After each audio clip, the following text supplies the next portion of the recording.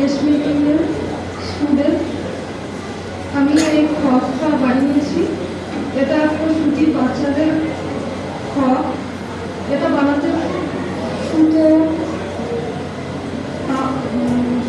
আর 1 metre সুতির কাপড়, কাঁচি,